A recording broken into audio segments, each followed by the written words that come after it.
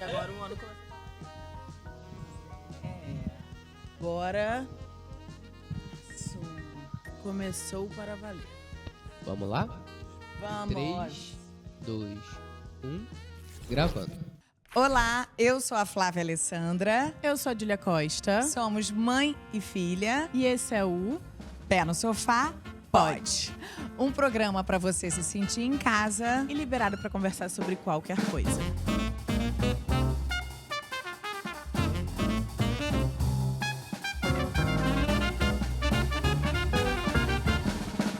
Ai, que delícia! E hoje pra gente falar sobre ser mulher.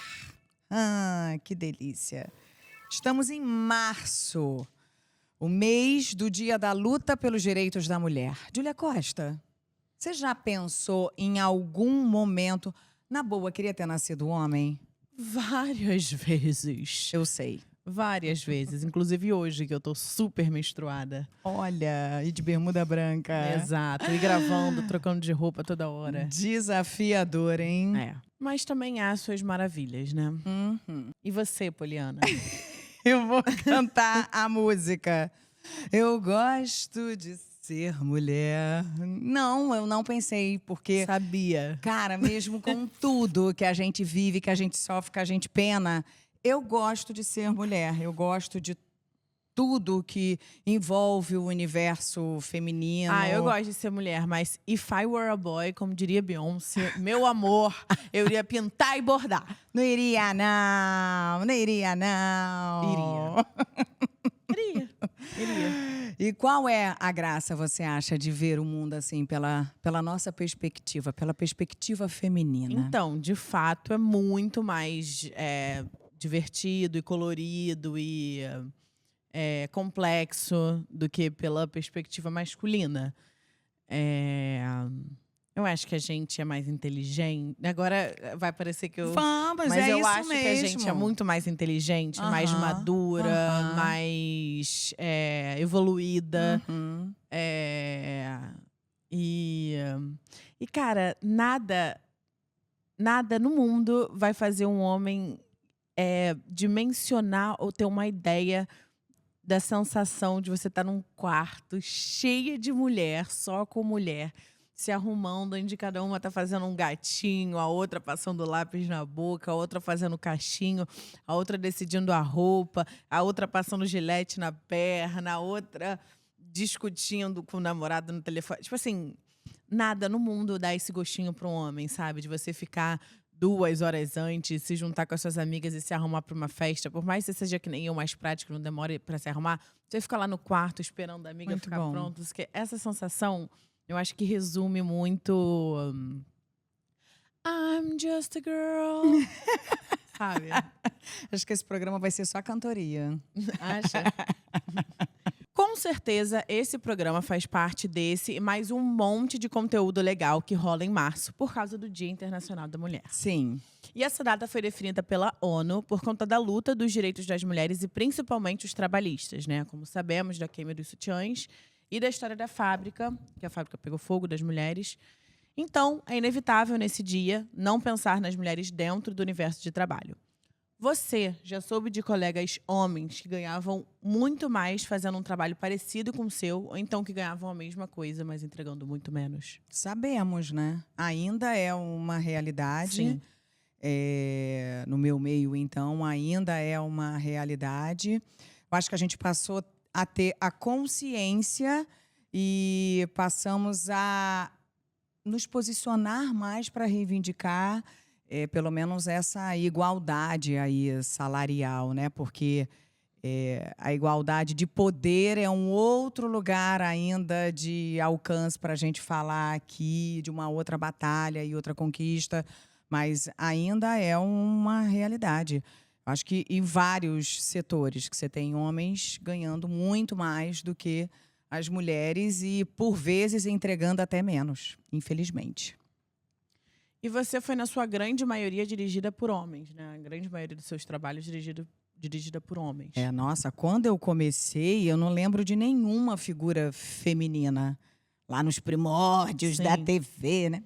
E depois eu lembro Denise Sarraceni entrando E depois várias outras mulheres talentosas entraram, mas ainda assim era a sua minoria. Sim. Ainda hoje, né? Ainda hoje é a sua minoria. Eu lembro, na última novela que eu fiz completa da Globo, Salve-se Quem Puder, que foi durante a pandemia, era uma novela incrível, porque era uma novela com uma equipe praticamente só de mulheres. Na sua grande Nossa. maioria, ele conseguiu formar. Então, eram as câmeras, Legal. pessoa do áudio.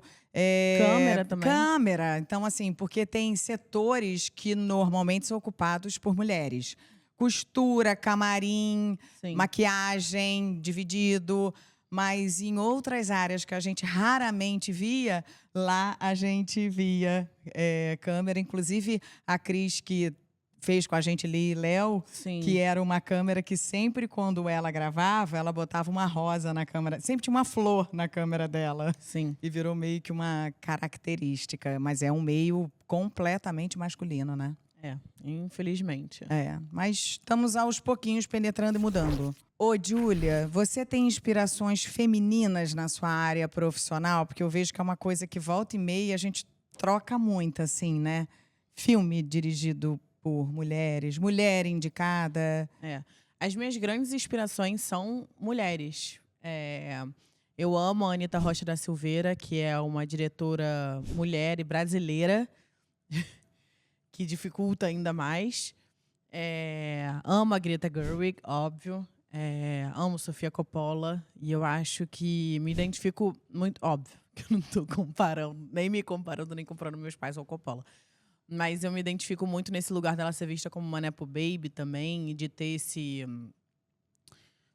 preconceito, né, assim, que existe, enfim, E ela soube mostrar o lugar dela ocupou também, o lugar independente, num lugar completamente diferente do Coppola pai. Também adoro ela. Ela teve, foi ali no lugar dela e ela trabalha muito com o feminino, né, nos trabalhos dela. Muito, muito.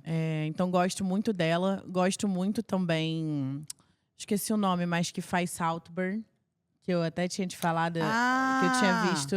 Oh, meu Deus, que é eu uma atriz. E que eu adoro o Promising Woman dela.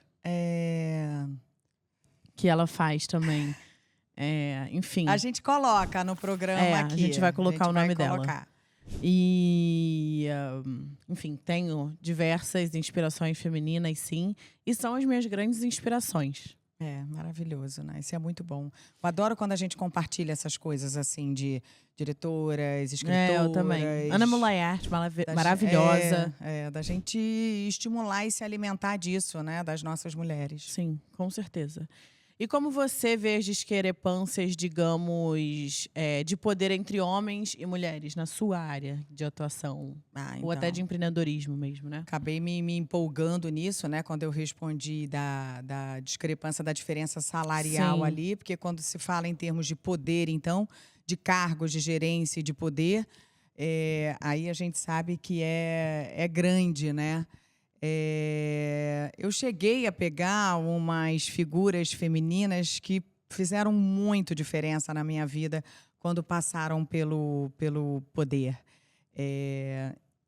Engraçado que logo que eu comecei, a Guta era uma figura que nem era uma figura de poder, mas ela era um apoio ali do elenco. Ela ficava no RH, ela quem dava as cartas, mas ela era quase que uma terapeuta nossa também, sabe? E a própria Mônica Albuquerque, que trabalhou uma outra pessoa com quem tinha essa abertura a mais de sensibilidade que eu sinto que faz diferença. Sim.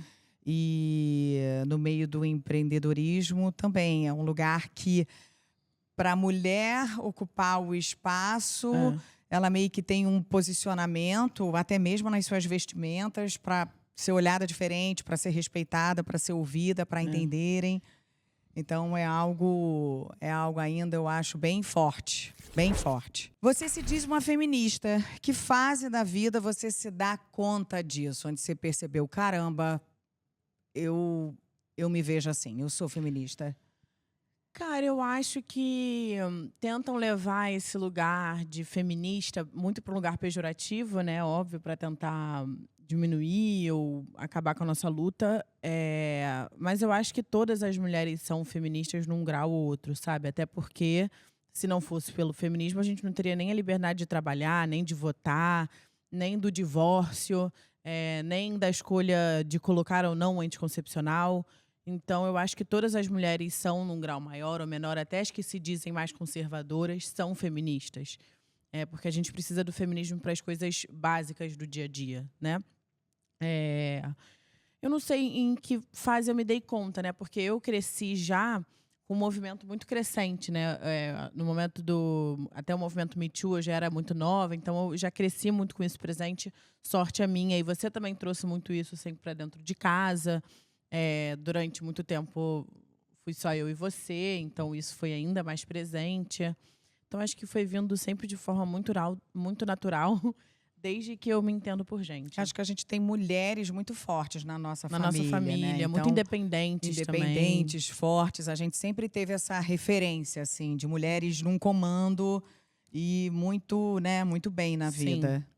E muito antes da gente entender sobre feminismo, tiveram atitudes suas no trabalho que você, lembrando hoje, sabe que estava sendo feminista? Porque na vida pessoal, a gente contou algumas histórias aqui, tipo quando você deu um fecho maravilhoso na minha coordenadora do colégio, que me levou para a diretoria, para a coordenação, quando um garoto resolveu fazer bullying comigo porque você tinha posado para Playboy. Então, enfim, você lembra de algum desses momentos, de alguma atitude sua no trabalho que hoje em dia você olha para trás e vê que, cara, ali eu já estava sendo... Eu tento olhar aqui, mas eu acho que até na forma de conduzir as mocinhas e no amadurecimento que as mocinhas iam tendo, eu acho que a gente de alguma forma interfere. Me incomodava muito toda vez que tinha, porque aí ela sofre por fulano e chora. Eu dizia, cara, ela não precisa estar chorando para estar sofrendo por ele. Eu acho que, sem querer, eu sempre buscava caminhos que não tivesse que cair naquela fragilidade toda, naquela melancolia, naquele dizer, vamos botar essa mulher aqui sofrendo, mas essa mulher é forte, essa mulher é dona de si, ela está sofrendo, mas... Não tem exemplo melhor do que Fernanda Torres no Oscar, agora esse ano, fazendo uma mulher que estava num sofrimento maravilhosa. que, enfim, nunca sentirei na pele, se Deus quiser, e forte, né? Ela não chora no filme. Sim. Então, a gente não precisa ver lágrima pra... Não precisa ver a fragilidade, não precisa escorrer pela porta e sentar até o chão, sabe? Aquelas... se acabar de amores. Então, querendo ou não, pequenas sutilezas na hora que a gente está interpretando, a gente vai tentando ir fortalecendo essas nossas heroínas, nossas mocinhas e contando as histórias que inspiram tantas outras pessoas, né? Sim. Quando você fez vestibular lá atrás, você reparava se tinham profissões que mais colegas homens tentavam e que mais colegas mulheres tentavam? Engraçado. Eu acho que não, sabia? Eu acho que na minha época já não. Tinha mais homem fazendo engenharia, mas graças a Deus já na minha época tinha bastante mulher já, das minhas amigas, fazendo direito, medicina. Se vão continuar atuando no mercado, né? Se vão ter a mesma chance de ir crescendo no mercado, se desenvolvendo, assim como os homens, apesar da vida pessoal. Eu não sei, ainda não posso opinar, mas em relação à faculdade, não vi essa discrepância, graças a Deus. Eu acho que engenharia é um lugar onde tem muito homem. Quando eu estava começando, quando eu estava fazendo direito lá atrás, 30 anos lá atrás, enfim, era um lugar assim que as mulheres estavam começando a penetrar. Tanto é que eu lembro que teve uma mudança no fórum, porque você acredita que quando eu frequentava o fórum, ainda era obrigatório saia, a mulher não podia usar calça? Mas tem muito escritório de direito que ainda tinha hoje que a ser mulher não pode usar calça. saia no joelho. Era um inferno. E depois, durante a faculdade, é que quebrou essa lei, essa política, e a gente passou a poder usar calça para ir para o Mas ainda hoje tem muito escritório tribunal. de direito. Muito louco, né? Inacreditável, gente. Mudando um pouco o foco agora, mas ainda sobre esse tema, você é mãe de 2 meninas, né? O quanto você levou disso em consideração nas decisões sobre a maneira em como criar a gente? Porque acho que é muito diferente criar um menino e criar menina. É A gente diferente. até falou já um pouco. Isso né, que eu ia falar, acho que a gente já falou disso num episódio onde a gente tenta educar vocês com o empoderamento, a liberdade, a autonomia, a certeza. A gente quer que vocês tenham asas, mas ao mesmo tempo a gente fica ali num controle, digamos assim, no sentido de proteção por vocês serem mulheres nesse nosso mundo. Então, eu acho que com certeza tem esse olhar diferente, sim. Mas já um olhar diferente também de, poxa, tem que dividir as tarefas, já num lugar diferente de a mulher tem que estar ali junto com o homem. Quando engravidar, quando tiver filho, tem que cobrar do homem, tem que dar junto.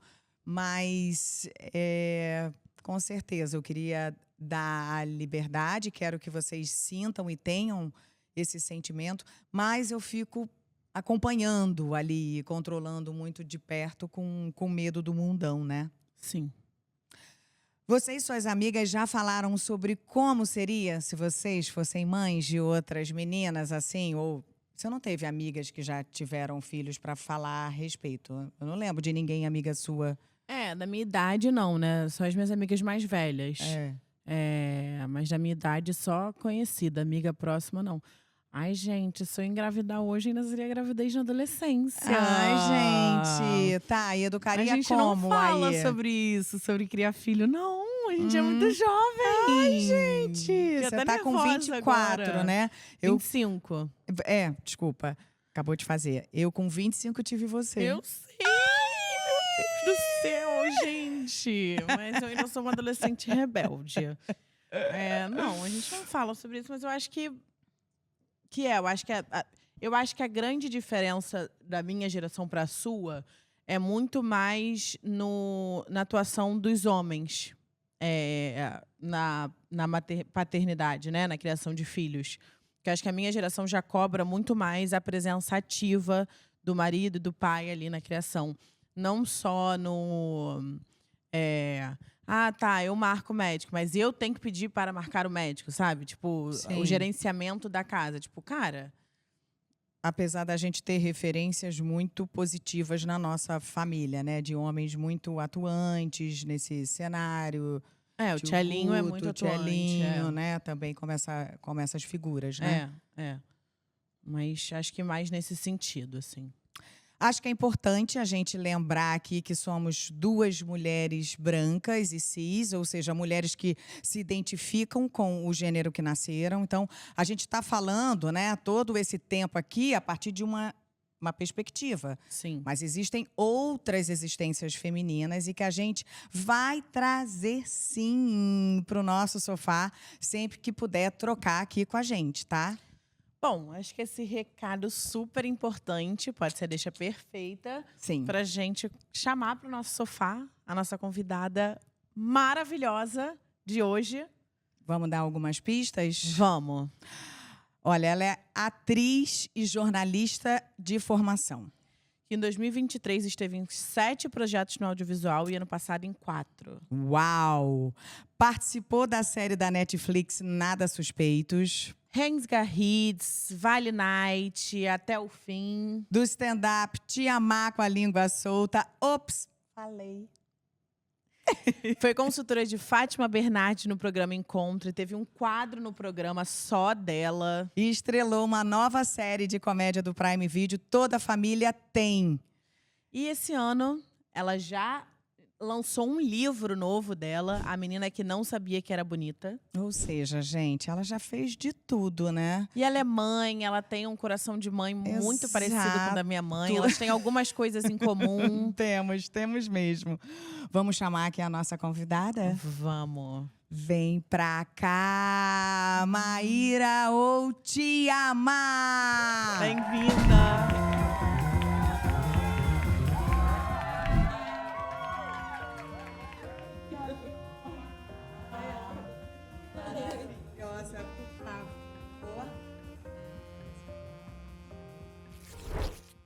Maíra Azevedo, o te amar. Como é que você prefere que a gente te chame? Do jeito que você quiser me chamar, como for mais gostoso pra você, né? Eu sempre digo, eu sou Maíra Azevedo, eu sou te amar, e uma coisa complementa a outra, né? Mas do jeito que vocês me chamarem, tá bom. Maíra, Maroca, que é como minha mãe me chama. Maroca, que delícia. Parece miroca. Gostoso. Minha mãe é Mira, e eu chamo ela de Mentira. Miroca, às vezes. Porque eu tenho minha uma tia, Miriam, que eu chamo de Miroca. Bem-vinda. Total. Gente, essa mulher é atriz, jornalista, escritora, comediante, mãe do Aladê, da Ayana, da enteada Ana Luísa. Meu Deus do céu, ela é muita coisa e linda. Você quer acrescentar mais alguma coisa aí à Isso eu lista? sou fã. Maravilhosa.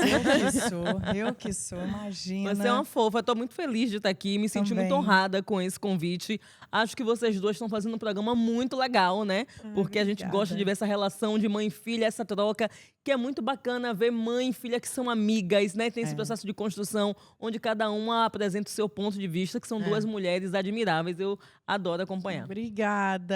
Eu fiquei arrepiada, sabia? Mas e porque você falando isso, engraçado que a gente falou que há algo que a gente tem percebido nas pessoas trazendo de volta, porque normalmente quando a filha é pequena, a gente é colada, a gente é junto, e as pessoas estão muito surpresas de Júlia já ser uma mulher e independente, cheia de opiniões, amém, e opiniões diferentes da minha, e a gente tá aqui se respeitando, se conhecendo e trazendo. E aí as pessoas têm falado muito sobre isso. Que legal, mãe e filhas, eu quero estar mais perto da minha mãe, quero estar mais perto da minha filha. E a gente estava até falando de criação de filha, mulher, porque minha mãe tem 2 mulheres. Você tem um casal de filhos, além da sua enteada, que acaba virando mãe também. O Tiano é meu padrasto, mas Tiano é o Otaviano, é meu padrasto, mas é meu pai. E como é que é essa diferença, né, de criar um menino? Então, tem uma diferença por conta da estrutura social, das cobranças sociais que acontecem. Então, assim, Começa. coisas que... A questão da roupa, que a gente pensa que não, mas, tipo assim, coisas que o menino, eu era mais liberal, de que meu filho usava, ficar só com short dentro de casa, sem camisa. Com minha filha, eu fico muito mais preocupada por conta da vulnerabilidade que as mulheres encontram na nossa sociedade. Né? Então, assim, não é porque eu acho que minha filha não tem o direito de estar sem camisa. Eu estou tão preocupada de como a sociedade pode olhar para aquele corpo, mesmo sendo um corpo infantil, mas é um corpo de uma mulher, que eu estou sempre muito mais tensa, sabe? Sim. Com a forma como ela vai se vestir, nos lugares que ela vai frequentar, as brincadeiras que vai fazer. Então, é uma preocupação que me acompanha de forma... Ainda que eu criei o meu filho com essa consciência de que tem brincadeiras que ele não devia aceitar, toques que não são brincadeiras, criei o meu filho dessa forma. Com minha filha, eu fico muito mais atenta, né? E tenho o tempo todo com ela um alerta de dizer que mesmo dentro de casa, algumas pessoas não podem ser perigosas para ela, mesmo pessoas próximas. Isso é um pouco cruel, mas é importante ser dito, porque, infelizmente, aqui no Brasil, os dados revelam que o lugar mais perigoso para uma mulher pode ser sua própria Dentro casa. de casa. É uma coisa Ou que pessoas próximas. que até em outro episódio Fico a gente... arrepiada toda hora, que estranho. Que até a gente estava falando em outro episódio, né? Eu lembro quando eu comecei, assim, na adolescência, aí usando short, saindo sozinha, né, de casa. E aí minha mãe, ai, filha, não usa short tão curto, não bota shortinho com um topzinho. Aí eu lembro que eu pensava, ai, mãe, você é tão conservadora, tão não sei o quê. Mas não é... É pelo outro, né? Sim. Não é assim, é pela minha segurança, mas é o medo do que o outro pode fazer. Não é sobre... Se a gente vivesse num mundo utópico, onde a mulher pode sair na rua, o que a gente estava até falando no Camarim, segura e tudo mais, ela não precisaria falar isso pra mim, né? Mas é muito mais com medo do que o outro pode fazer E comigo. da forma como as pessoas olham e o quanto o nosso corpo é julgado o tempo todo. Então, assim, a diferença na criação de meus filhos é muito mais por conta das cobranças sociais do que pelas questões dos valores. Assim, eu tento educar os meus filhos da mesma forma. Assim, questão de direitos, de acesso. Eu digo para os dois que eles podem fazer o que eles quiserem dentro do que é possível na nossa realidade, na nossa condição. Mas eu explico também para os dois que vão ter coisas que são limitantes e não sou eu que estou limitando. Sim. Existe uma estrutura social que, às vezes, tenta colocar uma barreira, e eu digo para eles, assim, essa barreira existe e a gente precisa pensar em alternativas eficientes para poder burlar. Sabe? Então, assim, eu fico o tempo Perfeito. todo com essa preocupação. E isso que eu estava falando de sua mãe, eu falei para meu filho, né? Eu tenho um filho adolescente, que essa semana eu conversei com ele, eu falei assim, eu acho que eu não vou mais conseguir argumentar.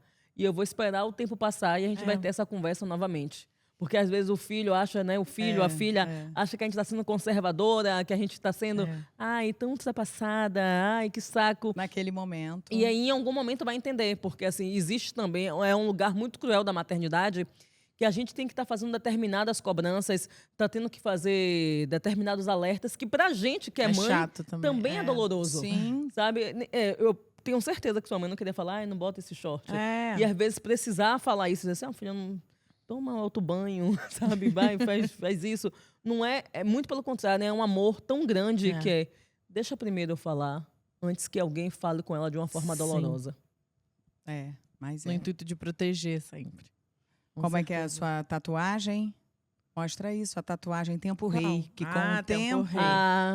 O mestre Gilberto Gil já mestre, dizia. exatamente, um mestre. Mas antes de você chegar aqui, a gente também chamou atenção para o fato de que somos duas mulheres cis e brancas e que essa nossa batalha pelos direitos iguais entre homens e mulheres tem as suas camadas, né? Então, quem estuda sobre o assunto chama de interseccionalidade, não é isso? Explica pra gente dessa sua forma maravilhosa, com essa aula linda que você sabe dar. Tem uma autora baiana, que inclusive é uma grande amiga, que é Carla Cotirini, que ela fala muito sobre isso, né?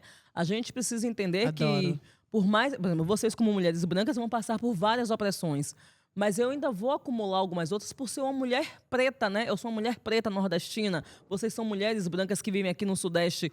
Então tem esses olhares que são diferentes, nós somos de classes sociais diferentes. Então, cada situação que a gente faz parte vai acumulando as opressões ou nos livrando dela. Então, a gente precisa ter essa compreensão. Vocês vão sofrer a violência de gênero, mas vocês não vão sofrer a violência racial, que é aquilo que eu falo da dupla preocupação, como a gente estava conversando lá no camarim. Sim. Quando eu estou em alguns lugares, eu sofro a violência, né, de gênero, mas às vezes uma mulher branca pode se comportar como a minha opressora. Quando a gente vê casos de mulheres que estão em condições análogas à escravidão, muitas vezes elas estão trabalhando na casa de mulheres brancas que não conseguem olhar para ela como uma pessoa igual. Porque tem essa questão da animalização e objetificação dos corpos pretos, onde para algumas pessoas os nossos corpos estão ali sempre prontos para servir. Então a gente precisa ter essa compreensão de que, muitas vezes, por mais que a gente faça parte de um grupo historicamente que é oprimido, a gente também pode exercer algum tipo de opressão, a depender de onde a gente esteja socialmente. Então, a interseccionalidade fala exatamente sobre isso. Eu, como mulher negra, e quando eu vejo várias vezes, né, várias mulheres falando assim, o quanto do direito da mulher de conseguir trabalhar. Mulheres pretas nunca precisam lutar pelo direito de trabalhar. Muito pelo contrário. Mulheres pretas precisam lutar pelo direito de descansar. Né? A maioria das mulheres em empregos domésticos são mulheres pretas e essas mulheres muitas vezes começam a trabalhar quando ainda são crianças. Então, quando a gente vai lembrar da história do nosso país, é um país que é forjado a partir da exploração de um povo que foi objetificado e tratado como mercadoria, essas mulheres eram vendidas para servir outras mulheres. Então, assim, as sinhazinhas, né? Então, assim, na nossa história, quando eu vou parar para pensar, quando eu chego aqui na minha terceira geração antes de mim, eu vou barrar na escravidão.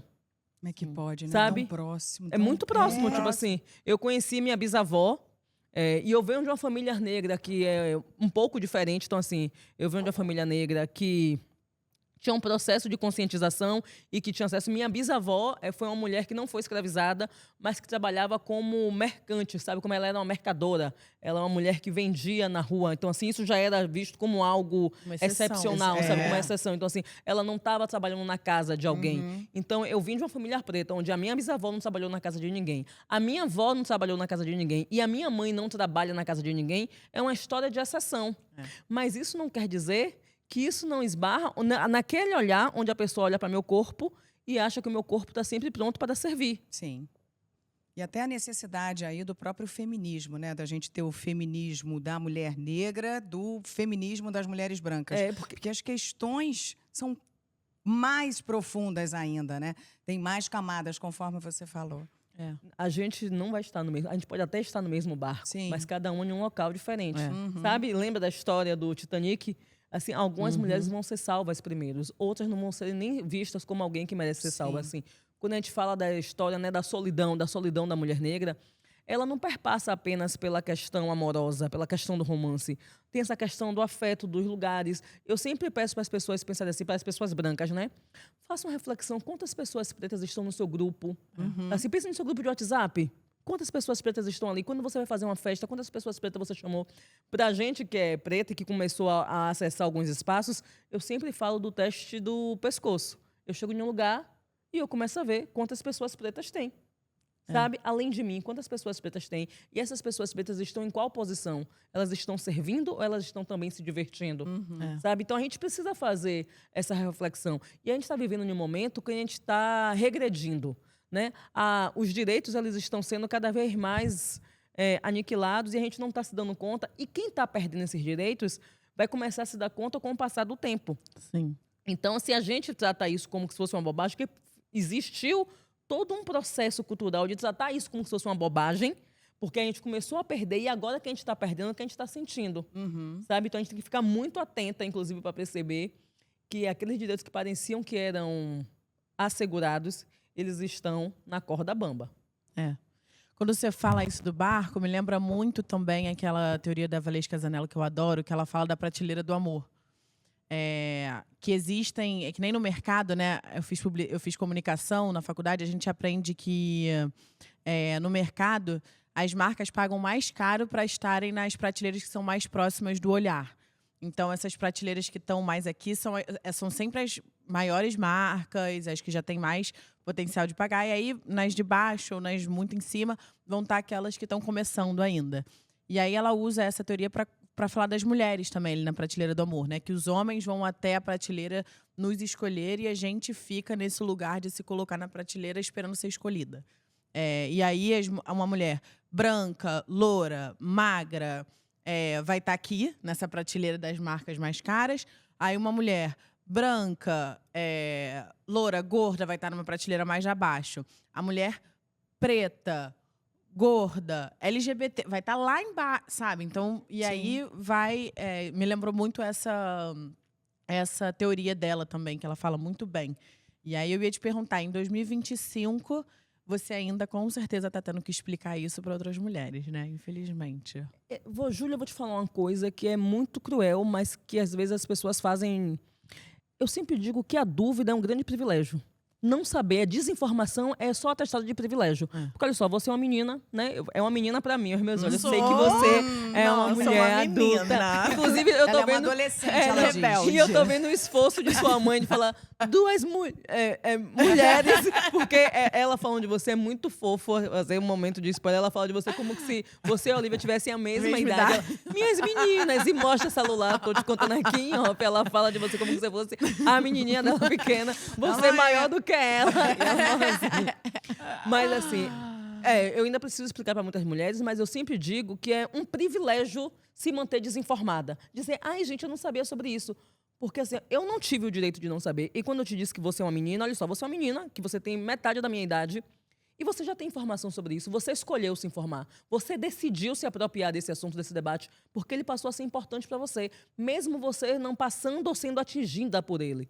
Tem uma questão de escolha aí. Eu sempre digo, a desinformação em 2025 é privilégio, é uma escolha. Sabe, você estava falando sobre a prateleira do amor, e ela perpassa exatamente também pela objetificação dos corpos femininos. Porque quando tem ali aquele lugar a mulher que vai ser vista como o símbolo de status. Então, assim, o cara rico ele vai querer uma mulher jovem, né? Que isso é importante também dizer. Porque o quanto que a gente é tratada, né? Uma mulher jovem, uma mulher bonita, que tem que estar plastificada. Então, ela tem que ser apresentável, porque ele quer mostrar assim, olha como eu sou tão bem-sucedido, olha a mulher que eu tenho do meu lado, olha o meu troféu. Que a gente está voltando no tempo, que inclusive agora tem muita gente reivindicando esse lugar de esposa troféu, sem se dar conta nesse pedaço da objetificação. Então tem esse lugar ali daquela mulher jovem, daquela mulher bonita, porque ele quer mostrar. Tanto que a gente vê vários depoimentos de mulheres que contam que depois de um certo tempo foram, abre aspas, trocadas. Eu estou usando abre aspas porque eu detesto esse termo, mas é assim que a gente percebe que várias mulheres falam. Foram trocadas por outras mais jovens novamente. Porque tem todo esse processo de querer mostrar aquela mulher como uma mulher total assim, ó, eu sou tão bem-sucedido que eu tenho essa mulher aqui do meu lado. A gente vê muito isso com jogadores de futebol, né? E que tem todo um processo dessa objetificação que mostra, né? O cara bem-sucedido, ele não pode estar com, abre aspas, qualquer mulher. Então, ele não vai poder estar com a mulher preta gorda, sabe? E ainda tem uma parada que é os caras que ficam com as mulheres mais velhas, que ficam com as mulheres, que são as mulheres que não estão nas prateleiras à altura das revistas, eles tratam essas mulheres como se a gente tivesse que agradecer a eles. Olha aí, eu tô com você, olha o favor que eu estou te fazendo. Então, e falar sobre isso, eu sempre digo assim, é a gente viver em um processo constante de letramento, de ter que estar palestrando, explicando, não, você não está me fazendo favor, sabe? Eu que quero estar com Eu você. que quero estar com você. E aí, eu tenho cada vez mais tentado fazer esse processo de eu não quero mais ser escolhida. Eu sou casada hoje em dia, mas assim, eu não quero mais ser escolhida. Quem vai escolher o homem que vai ter a honra de deitar do meu lado sou eu. É você. Mas esse é um processo muito cruel, porque por muito tempo a gente sempre foi apresentada que o cara que tinha que cortejar, o cara que tinha que chegar até a gente, a mulher que chegava, ela era oferecida. E se ela fosse oferecida, ela ia ser Desesperada. descartada. Né? Então, a sociedade tratou a gente, onde a gente tirava da gente, inclusive, o direito de De escolher. escolha. E isso é muito recente. O patriarcado tratou a gente como mercadoria. Então, o cara chegava lá e dizia, eu quero sua filha, acertava com o pai, pagava por isso. E a gente não pode esquecer, pagava, tinha um dote. Então, assim, estou te pagando aqui a 50 mil reais para casar com sua filha. E não importava o que você sentia, você tinha que deitar com aquele cara que sua família recebeu o valor do seu dote. Olha só, eu tenho a honra de conhecer você, né? A gente, né? De acompanhar tudo ou quase tudo seu que a gente pode. E quem não acompanha você no seu dia a dia, que qualidade você acha que você podia exaltar, que você, como mulher, você, Maíra, tem? E que nem a gente ainda conseguiu detectar. O que você acha que tem aí? Flávia Alessandra, em primeiro lugar, eu vou começar aqui. Você falar que você tem a honra de me acompanhar. Minha filha, eu lembro de você, eu era novinha aqui, a Flávia Alessandra toda organizada.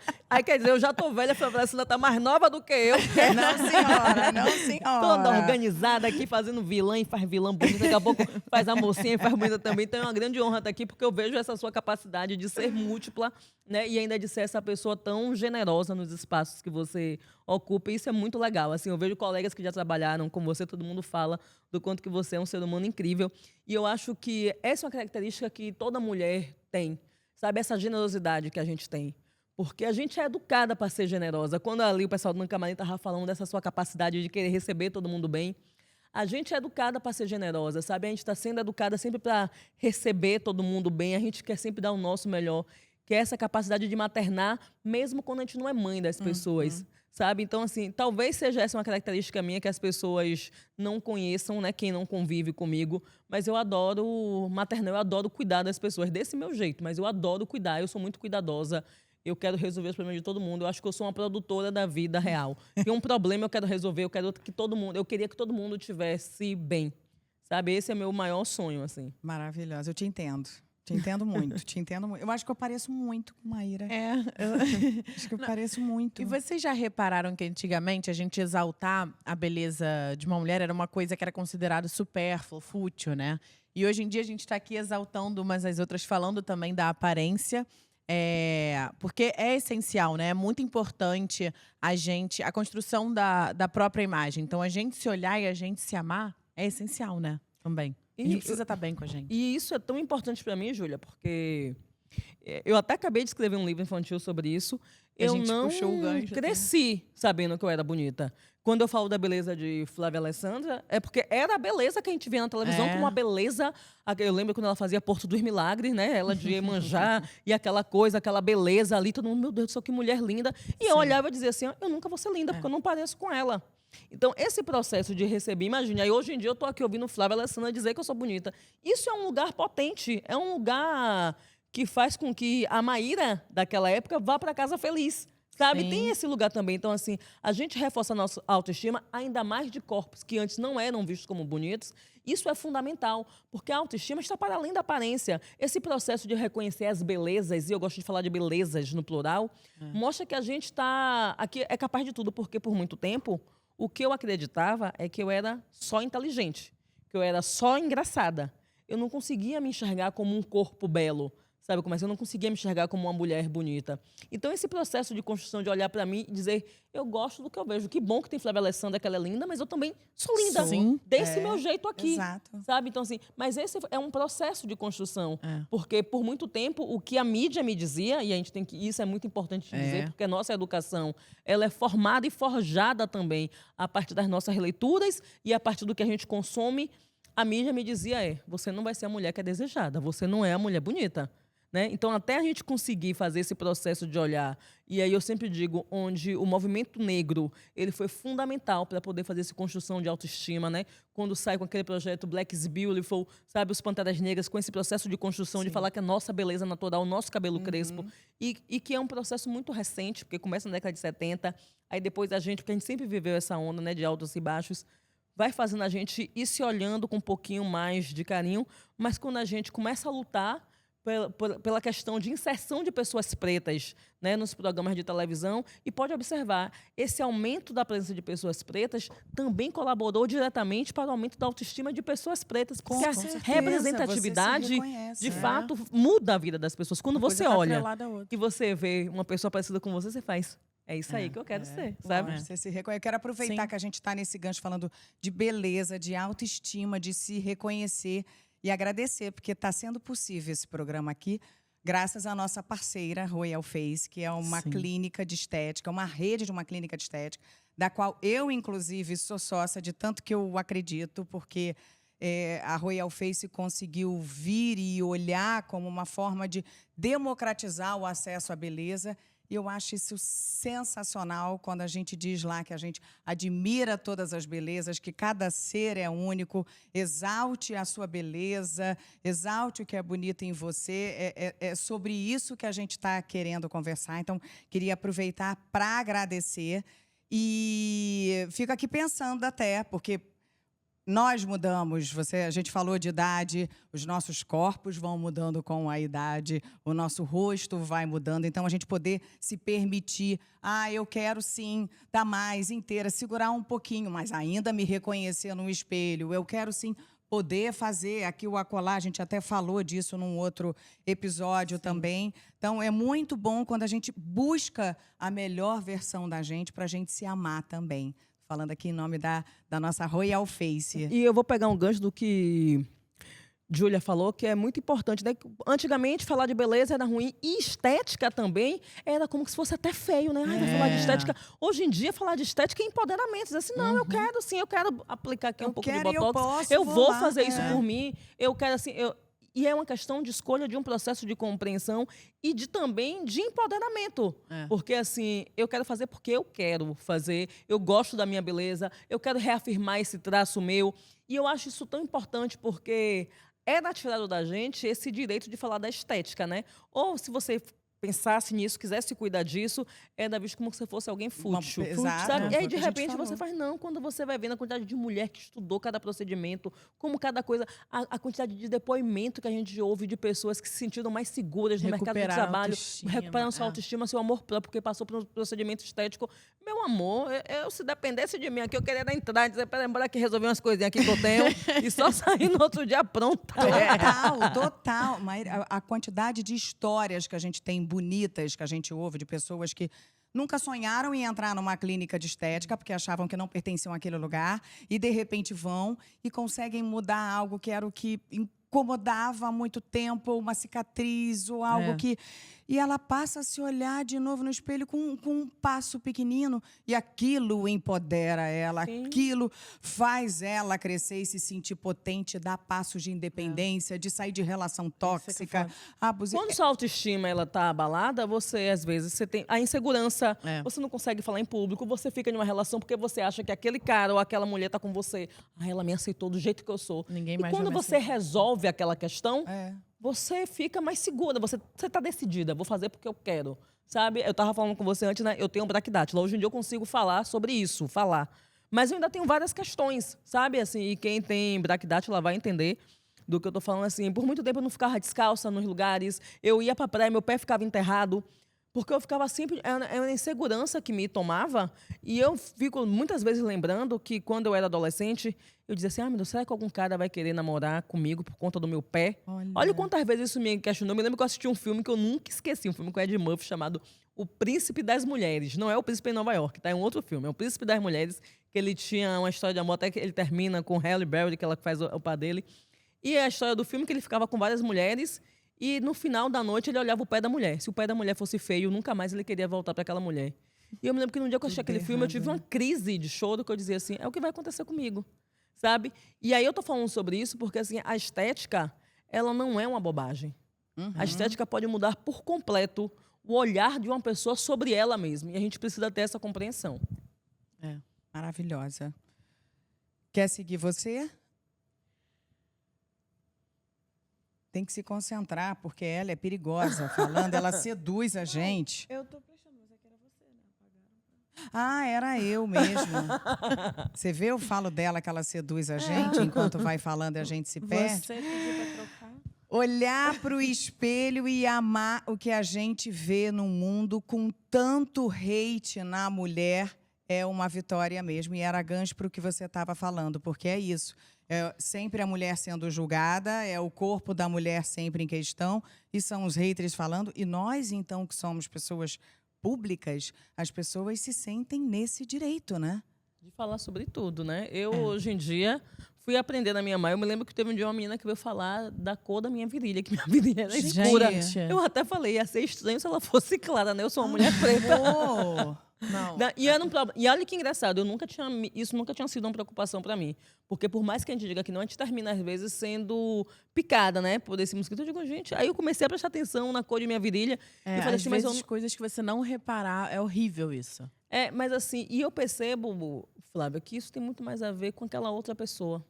Essa é a grande verdade. A gente foi ensinada mesmo a olhar um corpo da mulher como algo público. Então, todo mundo pode dar uma opinião, todo mundo pode, né, chacoalhar, todo mundo pode dizer, né? E aí, quando as pessoas vão percebendo que a gente está muito bem resolvido, e parece que assim, quanto mais bem resolvida a gente está, mais as outras pessoas querem tentar acabar com a nossa resolução, É que você sabe? se torna um perigo quase, né? Com essa segurança sua, Sim, né? Mulheres seguras são perigosas, não é? Exatamente, porque assim, é muito bom você atingir alguém, né? Porque parece que quando você consegue atingir alguém, você pode dormir melhor com os seus problemas, sabe? Aí tá vendo aí, ó, Flávia Alessandra, ela também nem é tão segura assim, sabe? Porque aí eu consegui, eu tirei aquela mulher que pra mim é da mulher perfeita, o meu símbolo de beleza do eixo dela. Parece que tem um prazer nesse lugar, sabe? De desequilibrar. É sim. E o risco da gente se odiar é tão fundo que pode acontecer cedo, né? Desde cedo na nossa vida está presente, ainda mais hoje com rede social e tantas telas. Você tem um livro infantil que a gente já falou aqui, maravilhoso, por sinal, a menina que não sabia que era bonita. Tem a sua filha mais nova, a Ayana, que eu vi num post seu do livro que você fala que você escreveu esse livro para sua criança, mas que você muitas vezes vê a Ayana também nesse lugar, né? Da criança que pode não se ver bonita. Eu acho que hoje a Ayana cresce num mundo muito melhor para ela do que provavelmente foi para você. A gente tem uma princesa preta já, mas já é um início de alguma coisa. A gente tem mais referências na TV. Então, já é um avanço do que foi para você a sua infância. Mas queria que você falasse um pouco dessa construção dessa autoimagem e o que você tenta fazer de diferente para ela, que você gostaria de fazer para sua criança, assim. É engraçado, Júlia, porque esse livro surgiu... O livro tá aí. Ô, Diogo, pega ali o livro para mim, na minha bolsa. Esse livro surge exatamente porque um dia eu perguntei, filha, você é tão linda, sabia? E ela falou, não sei. E aí, quando ela me respondeu assim, com tanta tranquilidade, que ela sabia que era bonita, eu parei para pensar e na época dela eu não sabia. Eu não me achava bonita, eu não me enxergava. Então eu percebo que ela já sai na frente, né, nesse lugar de ter compreensão da sua beleza. Gostoso, Mas, bom. mais uma vez, eu tenho consciência que assim, dentro de casa ela está em um espaço seguro. A beleza dela é celebrada. Fora de casa, e Maria Cida Bento fala uma coisa que é muito importante, que é a escola é o primeiro lugar de tensão racial. Então, assim, ela estuda em uma escola que a maioria dos seus colegas são crianças brancas.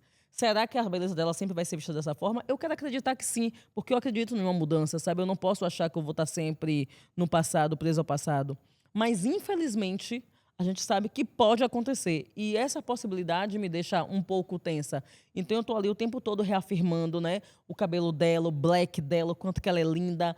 E eu acho que tem esse lugar, porque a minha mãe não tinha esse processo de construção dessa minha autoestima. Não porque minha mãe não fosse uma mãe boa, mas minha mãe estava tão preocupada em me proteger que era, bora pintar o cabelo, bora passar creme nas pernas. Porque era a forma que ela tinha de tentar suavizar o olhar perverso do outro sobre o meu corpo. Então, eu fui criada com o meu cabelo sempre muito trançadinho, sempre com muito, a perna sempre hidratada, O livro. sabe? Sempre nesse lugar. Né? Sim. E minha filha já tem esse direito de sair com o cabelo, sabe, é linda dela. essa capa. linda, É, é muito linda. Eu tenho muito orgulho, assim. E que pra mim foi muito massa falar desse livro, porque eu escolhi duas mulheres que são mães pra fazer o prefácio. Eu escolhi Thaís Araújo e Ivete Sangalo. Thaís por ser um referencial de Sim. beleza, né? Porque quando a gente crescia, que a gente viu Thaís Araújo na televisão, pronto, agora eu acho que eu posso ser bonita também. E Ivete, porque é uma mulher, uma cantora potente, mas que é mãe também de crianças brancas. E a gente precisa ter essa compreensão de que esse debate, né, sobre eliminar o racismo, sobre construção de identidade de pessoas pretas, ele não deve ser feito apenas pela gente, que tem uma galera que pensa assim, ai, vocês aí que falam sobre isso, bora chamar, sabe, como é pessoas pretas para falar sobre essa questão. E a gente precisa entender que o combate ao racismo, ele tem que perpassar por toda a sociedade. Sabe, todas as pessoas que se dizem, né, ali imbuídas na construção de uma sociedade mais justa, elas precisam debater como o racismo atinge nossa estrutura social. Com certeza. Assim como, vou até te cortar rapidinho, assim Não. como você tem um filho homem e cria ele para não perpetuar o machismo, minha mãe criando filhas brancas deve criá-las para não perpetuar o racismo, né? Eu acho que tem essa ligação. Sim, sim. E a gente aqui trocando de todos esses e elogios e tudo mais. Você acha que você, essa mulher essa mulher forte, potente que você passa pra gente, que você é o tempo inteiro assim? Não cansa, não? Ou baixa essa guarda? Porque aqui é onde a gente mostra também nossas fragilidades, qual é a hora, é onde, é quando. Em vários momentos, Flávia. Eu não sou essa potência. Eu sempre digo assim, é muito doloroso e é muito cansativo viver o tempo todo armada, combativa. Só que em uma sociedade como a nossa, como mulher, se eu não baixar a guarda, eu vou ser atropelada. Como pessoa preta, se eu não baixar a guarda, eu vou ser aniquilada. Só que isso cansa, isso adoece, né? Às vezes eu preciso chorar, eu ligo para meus amigos, é dentro da minha casa, é dentro do chuveiro, às vezes é na madrugada, com as insônias que a gente não dorme. Então, assim, eu acho que não existe ninguém que é forte o tempo todo. Até porque eu não escolhi ser forte. Eu não queria. Eu não queria ser forte. Eu não queria ser tão preparada sobre isso. Ter consciência, inclusive, de como o racismo e como o machismo me atinge, me adoece ainda mais. Seria muito melhor se eu não tivesse nenhuma noção do que acontece. Porque a ignorância também é uma bênção. É um privilégio. Quantas vezes que eu chego em um lugar e eu percebo, porque assim, da mesma forma que a gente que é mulher conhece quando um cara tá olhando pra gente dizendo, você sabe quando um cara tá olhando assim, Flávia Alessandra, você sabe quando o cara tá te olhando, tá te reconhecendo, e você sabe também quando o cara tá te olhando, te objetificando. Sim. A gente sabe a diferença. Como pessoa preta, eu sei exatamente quando a pessoa tá me olhando eu acho que é chamar, eu acho que é Maíra. E quando a pessoa tá me olhando assim, o que essa neguinha tá fazendo aqui? Eu sei quando alguém me chama de preta, e aí, preta? E quando a pessoa assim, o que essa preta tá aqui? A gente sabe. Essas subjetividades, ninguém ensinou pra gente. A gente aprende na vivência. E isso é muito cruel. Isso é muito cruel. Não é fácil, né? E sabe aquela coisa assim que muitas vezes você já fez inúmeras novelas. Quantas vezes você chegou para uma colega sua de elenco, contou uma situação em que sua colega, mulher, entendeu, na mesma hora que você falou, e um colega seu homem falou, pelo amor de Deus, você não está exagerando, não? Que é aquele local de colocar a gente como louca. Sim. Faz a gente, inclusive, duvidar da gente mesmo. Isso acontece comigo como mulher, quando às vezes eu chego e digo, esse cara... Tipo assim, às vezes está em um grupo, um grupo de WhatsApp, está tendo uma discussão, aí você bota a sua opinião, aí todo mundo ignora. Aí um cara vai botar a mesma opinião que a sua e todo mundo concorda, sabe? Né? Em uma reunião. Imagine como pessoa preta, onde as pessoas, inclusive, questionam. Uma coisa que acontece muito na cabeça das pessoas em elogio é, nossa, você é inteligente demais. Sabe? Aí tem um nossa que é... Uma surpresa. Não Como esperava pode? isso de você. Sabe? Não. Tem alguma coisa estranha aí, sabe? Que é um elogio também, que a gente diz assim, você é uma preta linda. Você é preta, mas Mas- conseguiu a façanha de ser bonita, sabe? Sim. E que as mulheres ouvem, tipo assim, você é uma mulher inteligente, sabe? Aqueles elogios que demonstram quando, aquela pulguinha que assim, ó, Sim. você não deveria estar nesse lugar. Você Eu é ouço mulher, muito. Você tem um rosto tão lindo. sabe? E você sendo filha de sua mãe, eu sei que tem toda uma Sim, cobrança que É. né? Você é filha de Flávia Alessandra, porque as pessoas vão querer Você que não você quer ser siga- musa também? Sabe, você não vai sambar, você não vai botar um vestido, você não vai fazer a vilã, não, na próxima novela. É. Por que você não faz a mesma novela que sua mãe? É como se você não tivesse o direito de existir para além de ser filha de Flávia Alessandra, Sim. né? E filho de seu pai também, né? Ai, eu adorava Também, seu pai, também. falar nisso, adorava seu pai. Galã, Hay que aproveitar que Flávia Alessandra quer chamar seu pai um gato, minha filha. Ele é mais velho, eu dizia, meu Deus do céu, Ele era o galã, eu sei. minha filha, e mãe. E aí, olha só, e ele era um galã de gerações, porque mãe Aham. achava ele gato e eu também aqui já achava eu novinha. Eu A já- minha avó fala, quando ele chegou lá na casa da minha avó, quando a minha mãe estava conhecendo, ela falou, tô muito nervosa, porque você é o galã pra mim, pras minhas amigas, né? E você tá com a minha filha. Então, a gente tinha uma diferença de idade gigantesca, Muito grande, gente. é. Tanto é que quando a Jujuba até hoje fala de relações aí com muita coisa, fala: olha que eu com seu pai eram 23 anos de É. diferença. Eu tinha 17, ele tinha 40. É, que as mulheres deviam falar que você era interesseira. Exato, enfim, que nem você É. fala. E você, tão novinha assim, se sente cansada também?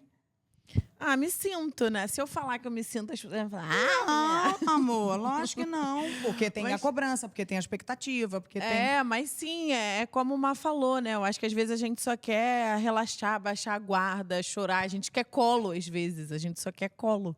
É, e fica nessa coisa de ter que ser. Ainda mais eu tenho essa coisa de ser uma mulher grande, né? Então, você sempre falou, eu não sou mignon, não sou É. magrela.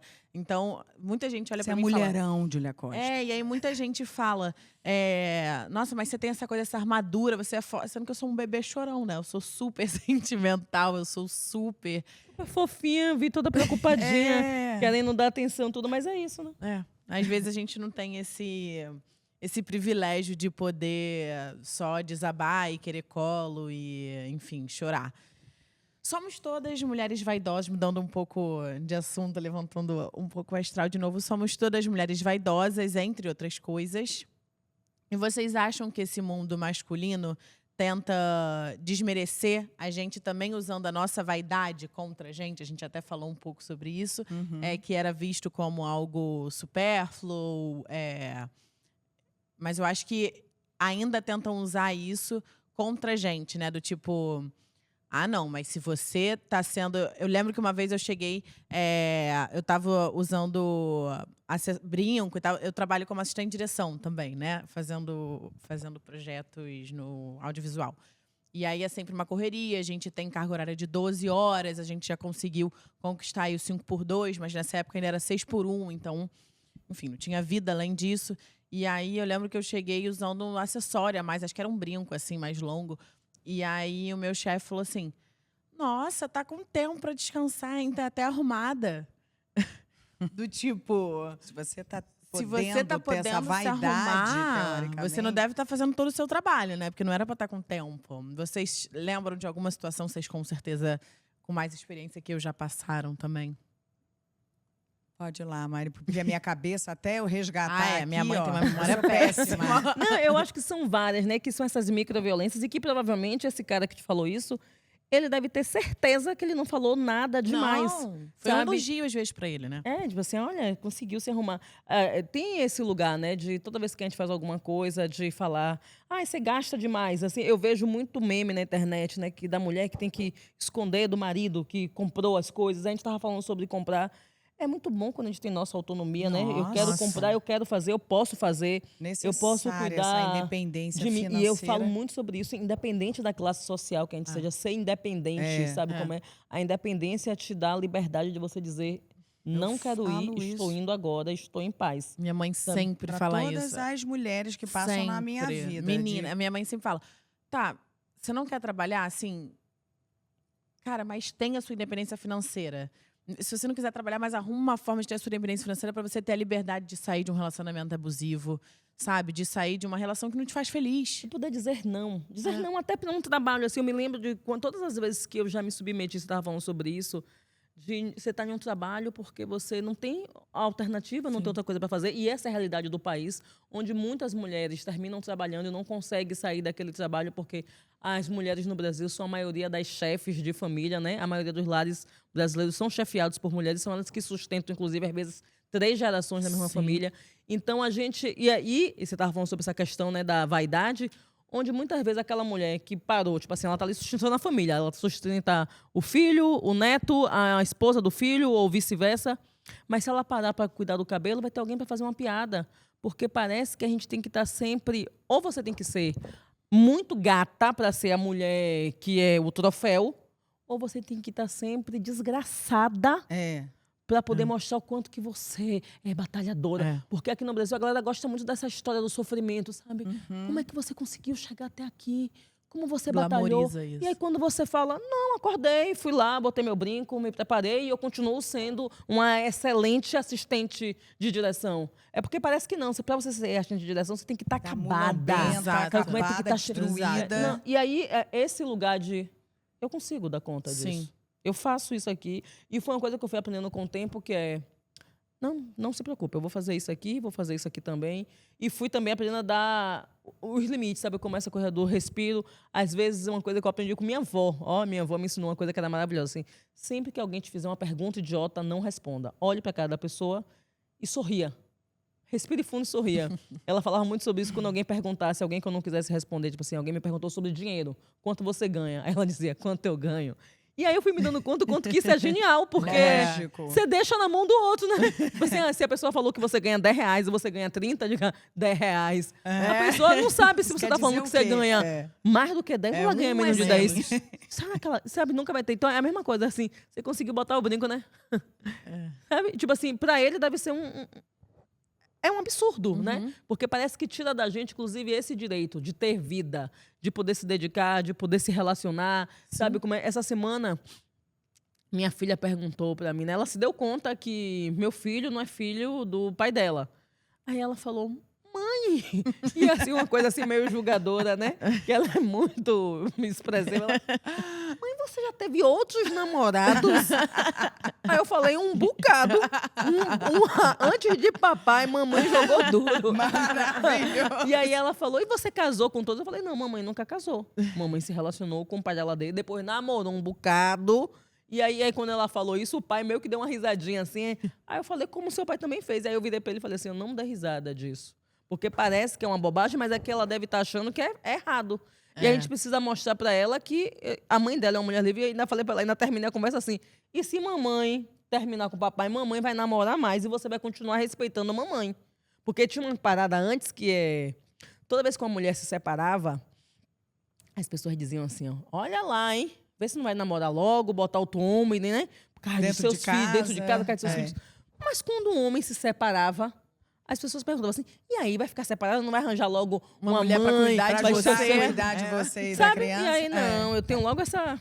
Eu digo, mamãe gosta também. E Mamãe já joga... deixa ele no suspense, né? Em alerta ali também. Se bobear, já... E eu sou... Flávia, aqui eu sou uma pessoa ótima, mas se tem uma coisa que eu digo pro meu marido é, da água que você bebe, eu tomo banho.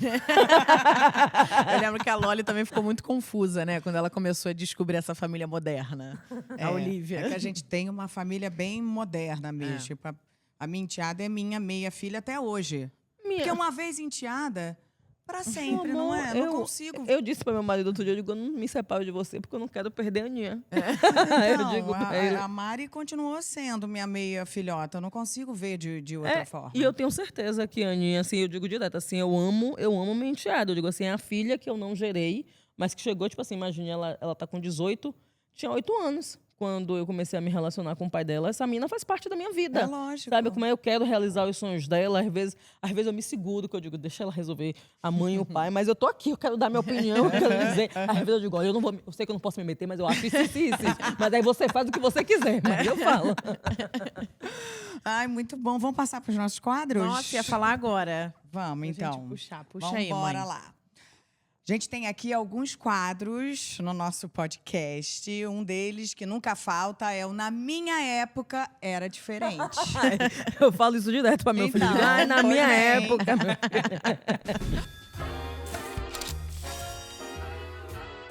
A relação com a nudez e a ideia de empoderamento que a gente conhecia, mas não chamava assim, era diferente. Por exemplo, posar nua era entendido como ter poder sobre o próprio corpo. Hoje essas revistas não existem, mas a nudez, por exemplo, nos blocos de carnaval, agora é vista dessa maneira. Como é para vocês esses olhares diferentes? Ou seja, Maíra, que é mais da minha geração, como é isso para você? E Júlia, que é aí dessa outra geração. Vai lá. Não, vai você primeiro. Quero ver o que você vai falar. Eu tô curiosa, eu quero saber. Não, eu acho que a nudez, eu acho que veio sendo, né, entendida. Porque, por exemplo, tinha um lugar de poder, mas eu acho que dependia muito de quem e como. Antigamente, né? Assim, Sim. a Playboy era um lugar de empoderamento, de poder, mas eu acho que dependia muito quem e como. Até os próprios corpos de mulheres pretas sempre será muito mais. Quer dizer, espero que não sempre será, mas ainda hoje é mais objetificado. Até no carnaval, quando a gente. Hipersexualizados. Exato, e a gente vê isso. Mas eu acho que hoje em dia talvez tenha uma liberdade, né, maior em relação a isso. De não ser mais um tabu tão grande. Mas é muito louco, porque como a gente sempre fala em tudo, né? Ao mesmo tempo tem um movimento de conservadorismo tão grande, voltando com tudo, que eu acho que a gente perde muito de coisas que a gente já conquistou, que eram tão importantes. Eu vou ser a chata, né? A tia chata. A gente estava aqui falando da Playboy. E a Playboy era um instrumento muito desse lugar de beleza. Mas assim, toda vez que eu penso na Playboy, eu lembro de duas capas de mulheres pretas que eu lembro. Isabel Filardes e Rosiane Pinheiro. Uhum. Eu só lembro dessas duas. Então, não era nenhum lugar que os nossos corpos estavam. Não. Sabe? Então, Vocês assim... nem tinham essa representação a gente nem nas tinha. E, telas, assim, das telas. Então, assim, era aquele lugar. E eu me lembro que a Playboy de Rosiane Pinheiro foi uma das revistas mais bonitas que eu já vi. E a de Isabel Filardes também. E era aquela coisa linda, mas parecia que o nosso corpo não servia nem para estar ali nu. Ao mesmo tempo, a gente sabia que os corpos pretos são os corpos que, historicamente, sempre foram apresentados de forma... Tanto que é daí que surgem as mulatas, né? Que era aquele lugar da mulher que está ali com pouca roupa sempre. Porque aquele corpo nunca era visto como algo para ser sacralizado. Então, não era visto como algo sagrado. Então, aquele corpo poderia estar ali o tempo todo sendo abordado. Então, assim, por isso que, às vezes, a gente precisa compreender que são histórias diferentes, né? Então, assim, por muito tempo, inclusive as mulheres que vinham do movimento negro, tinha essa questão com a questão da nudez, porque o nosso corpo é tão explorado, é tão objetificado, e a gente sabe que, enquanto muita gente celebra essa miscigenação do país, a miscigenação muitas vezes se deu através do estupro, da violência sobre alguns corpos. Então, por isso que por muito tempo pra gente, quanto mais vestida a gente tivesse, mais respeitada a gente seria, né? Todas as mulheres, mas em especial as mulheres pretas. Em contrapartida, que aí eu vou fazer, né? Eu vou confabular aqui com Julinha. É muito importante quando você começa a ter autonomia sobre o seu corpo. Eu sempre fui uma mulher gostosona, eu sempre gostei de ser gostosa, sabe como é? E eu queria estar na contramão desse lugar. Tipo assim, eu quero ser uma intelectual, eu quero ser inteligente, mas eu quero ser gostosa. E eu não tinha nem essa compreensão ainda política desses conceitos todos, mas assim, eu queria ter autonomia sobre o meu corpo. Assim, eu quero andar apertadinha, como a gente fala lá na Bahia, mas quero também poder fazer uma dissertação sobre algum assunto. E eu me lembro que muitas vezes eu fui julgada por algumas mulheres, né, que são referências na literatura negra, de me dizer, não, você não pode andar assim, você não pode estar assim.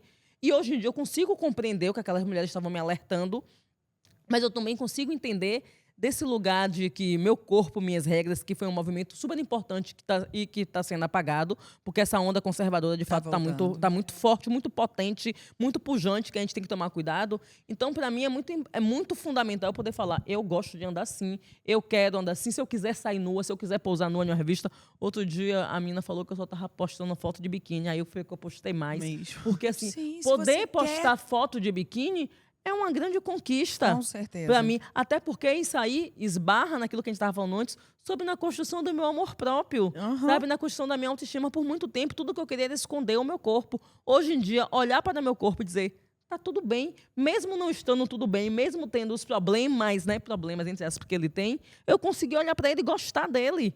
É uma Se conquista. pra você tá tudo sabe? bem, É uma isso conquista que muito importa. grande. Então, assim, eu quero poder, eu que decidi, eu quero postar minha foto de biquíni. Não foi ninguém que explorou o meu corpo. É uma diferente quando decisão minha. consensual. Sabe? Então, assim, eu quero poder gostar de mim de todas as formas, sabe? E esse é o meu maior sonho, assim, que todas as mulheres, elas possam decidir plenamente o que elas querem fazer com seus corpos, com quem elas vão deitar, com quem elas não vão deitar, a roupa que elas vão vestir, tem que ser uma decisão e que elas devem ser respeitadas, sabe? Uma aula sempre, né? Sempre. E aí eu fico abobada, acompanhando, eu entendeu? também. É. E eu fico Era assim, meu Deus, tudo faz sentido. Não sei o que é isso mesmo. Mas é. Não, eu vou chamar outro quadro nosso. Então tá. Que é o Atualizando o Software. Vocês sabem que eu sou programadora? Minha Mentira! primeira formação. Jura? Eu sou uma caixinha de então vamos surpresa. mudar a abertura. Peraí, gente. É minha Então primeira tem tudo a ver formação. o Aladdin querer fazer... Mas eu acho que nem lógico. acho que não foi por causa disso, não. Mas minha primeira formação, eu sou técnica em programação de dados. Olha, gente, mas tão moderno, né? Porque... Mas naquela época já era algo, sabe? Mas nossa, estava porque começando naquela Pois é, época. então. Porque eu lembro, quando eu fiz Lívia, por exemplo, de Porto dos Milagres, eu era uma web designer. Sim. Era uma coisa que estava iniciando, as pessoas não sabiam o que era, eu tinha que explicar nas entrevistas. Nessa época eu tava na faculdade, tanto que eu tinha um colega da sala que a gente botou o apelido dele de Guma. Ai. E ele assina como jornalista, ele é um jornalista esportivo lá da Bahia. Ele assina como Guma até hoje. Maravilhoso. Por conta da gente, Maravilhoso. Então, eu vou chamar o nosso Tá. quadro Atualizando o Software com Sim. uma especialista de TI aqui. Mas nem lembro mais de nada, mas já tem mais de 27 anos. isso. Sabe mais do que a gente, com Com certeza. Que certeza. aqui são duas portas de Pode chutar que a gente vai estar aqui. O Tiano, que é o Otaviano, que sabe tudo e entende tudo de tecnologia lá Ah, em não, casa. você é ótima também. Não vem, não. Não, eu sou boa porque é da minha geração saber o mínimo, mas o Você é Tiano sabe ótima. mais que eu. Você é ótima. Há pouco tempo... Sou muito bonitinha. Há pouco tempo tiveram hashtags tipo Chega de Fio-Fio, Amigo Secreto e o próprio hashtag MeToo, que era internacional, né? Enfim, hashtags que ajudaram a pautar conversas sobre questões das mulheres. Nesses casos envolvendo assédio, que é uma pauta super importante, mas eu não vou pesar esse rolê mais não, que eu acho que a gente já pesou o suficiente por aqui. Tá.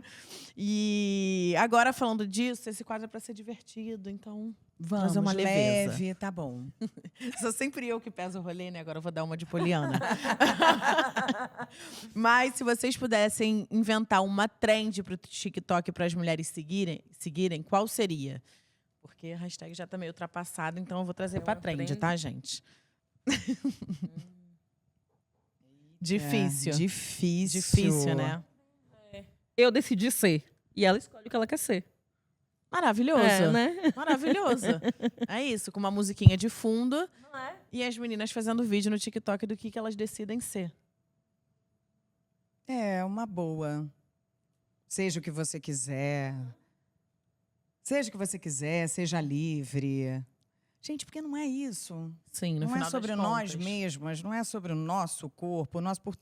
Portanto, que eu não esteja ofendendo quem está aqui, ultrapassando o limite de respeito. A liberdade do outro acaba Exato. quando... Então, tudo ok. É o que eu quero, qual é a minha vontade, vamos lá. Seja livre. Eu também tô tentando pensar em alguma trend É que difícil, exista, né? mas agora sim, eu tinha que ter dado uma estudada pra trazer. Mas eu inventei aqui agora. Fiquei pensando aqui, decidi ser, né? Uma coisa assim meio... Você arrasou. Bora fazer. Bora fazer. isso, O que você quer fazer? Bora, o que você quer ser? Gostei. Pronto, Decidi né? ser. Vou Decidi pegar ser. aí Decidi para ser. ser nossa próxima campanha da Royal Face. Decidi ser. É. Várias mulheres Decidi ser. aparecem e Pois contam é. suas histórias. Isso Olha, Ah, já gostei. Vamos fechar Duas isso. marqueteiras. Vamos para o nosso próximo, então? Vamos. Que é o local de falha.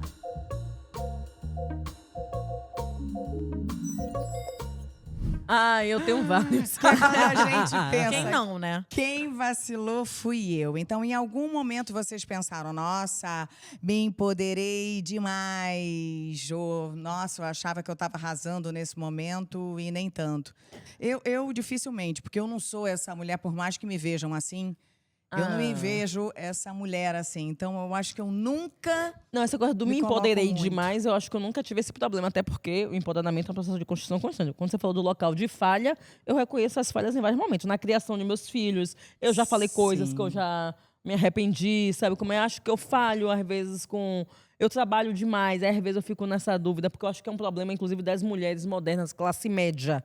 Que esse problema, esse questionamento de trabalhar muito é o problema das mulheres de classe média. A mulher que está lutando para botar o de comer dentro de casa, ela não tem nem quando ter dúvida, que ela trabalhou muito porque ela não tem outra opção.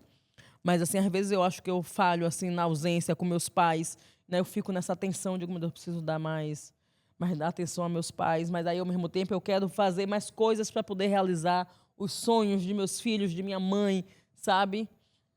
Mas eu me vejo nesse lugar de falha. Às vezes eu acho que eu sou destrambelhada. Eu dou muita opinião. Minhas amigas falam. Eu dou muita opinião. Ah, Mas eu com as então, amigas eu também dou, mas não é bom, gente? Ali é um território de mas confiança. eu não dou com as amigas, não, meu filho. Eu tô também na com rua, tudo, aí alguém, eu a também. planta tá aqui. Se a planta falou, eu digo, a planta quer saber, eu vou te dizer. É. E às vezes a planta não quer saber. Não você quer tá saber. entendendo? E eu dou. Eu fico com a mas sensação eu que eu acho falo que eu demais. também. Aí eu tô no lugar e falo. Aí eu vou deitar pra dormir, eu fico assim, meu Deus, pra que eu fiquei falando aquilo? E não calava a boca, devem estar me achando mais E chata. eu tenho devem uma tá não sei amiga o que quê. ela fala assim pra mim, ela só cala a boca, porque eu tô falando aqui e eu vou Achei que você perdendo. fosse falar que ela fala, pode falar, as pessoas... Não, mas não é porque assim, entendeu? Vamos supor, tô aqui falando da planta, né? Aí, ao invés de eu parar, eu falo assim, aí, planta. Eu digo que tem mais. Não adianta você estar nesse vaso, esse vaso bege não tá combinando com a folha verde. E aí ela fala, cara... E aí, daqui a pouco, ela fala assim, aí a planta fala assim, mas eu só tinha esse vaso bege. E aí eu já dei minha opinião. Aí minha Aí já amiga era. fala, cara, só cala a boca. Aí você vai se enrolando. Eu vou me mais. enrolando, daqui a pouco eu quero me desculpar. Não, mas o vaso verde é lindo. E, É. e aí já não tem. Então esse é meu local de falha, eu tenho muita opinião. Eu também tenho nesse local de fala. Eu acho que é difícil nós, mulheres, termos esse local de me empoderei muito. Porque normalmente é o contrário, né? Normalmente a gente se vê inferior do que a gente é. O homem hétero, branco principalmente, que tem essa autoestima de vender pílula na farmácia, né? Desejável. A gente até Mas- já falou, tem mulher até que tem esse local e que a gente às vezes até critica as Mas eu outras acho mulheres. que a- Nossa, ela se acha. Mas quando a eu acho mulher que é muita muito- mulher tem muito no intuito de se proteger, sabe? Do tipo, a gente fala disso também. Eu preciso me autoafirmar para eu mesma acreditar e me ver assim. Eu acho que a maioria das mulheres é muito mais nesse lugar do que no de realmente se ver assim. Então vamos mudar isso, Eu vou porque fazer outra na pergunta. próxima eu vou querer ouvir momentos ali que passam. Eu vou fazer outra pergunta do local de falha. Sim. Se vocês já pensaram em algum momento do putz, naquele momento ali eu devia ter lacrado pra cima da pessoa, devia ter botado pra quebrar. Eu já passei, claro, por várias situações onde eu sofri o assédio, o vem pro teste. Mas eu acho que se eu tivesse batido de frente e respondido naquela época, eu ia comprar inimizade com o poderoso, que ia me bloquear, que eu não ia entrar, que eu nunca teria me tornado a atriz que um dia eu queria me tornar. Então, não sei se eu faria diferente, mas se me dissessem, olha, pode ir lá responder, porque você vai chegar no seu lugar de atriz, minha filha, eu teria falado. Mas, senão, o processo era esse. Era disfarçar, engolir o sapo, entender que tinha uma coisa estranha. Opa, dá meia volta e passa por ali. Mas a minha jornada dentro do meio foi assim.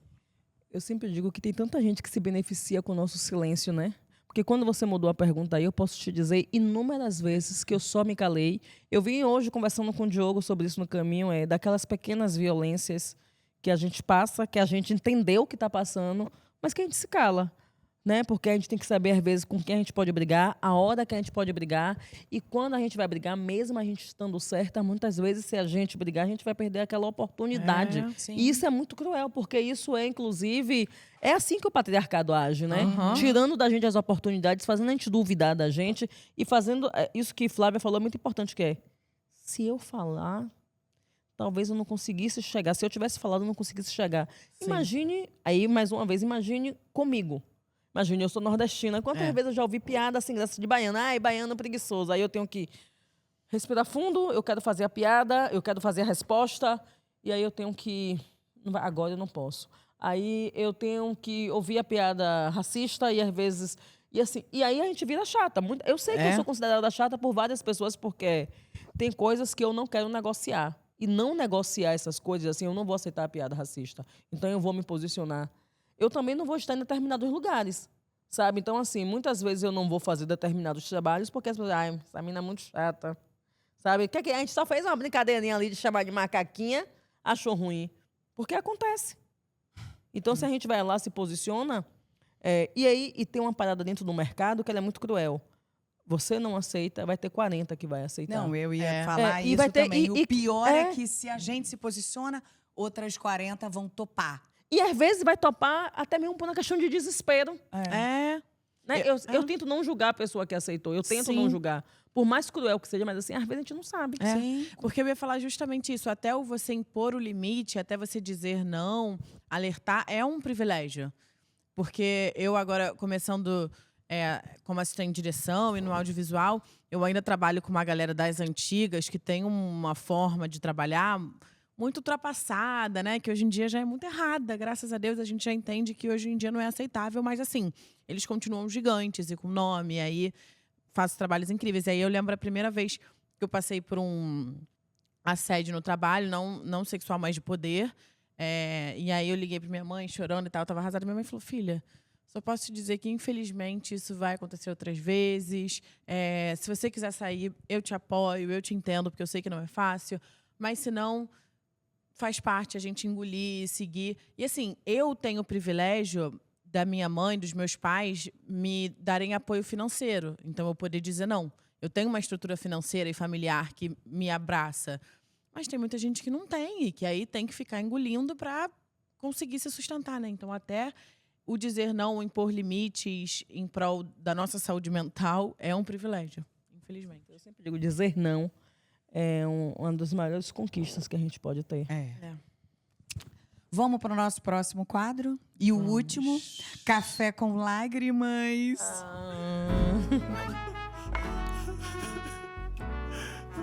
E eu vou começar contigo, Jujuba. Quero saber que mundo você gostaria que a sua irmã, que hoje tem 14, que mundo que você gostaria que ela vivesse? Peguei pesado, eu sei, mas tenta passar aí para mim.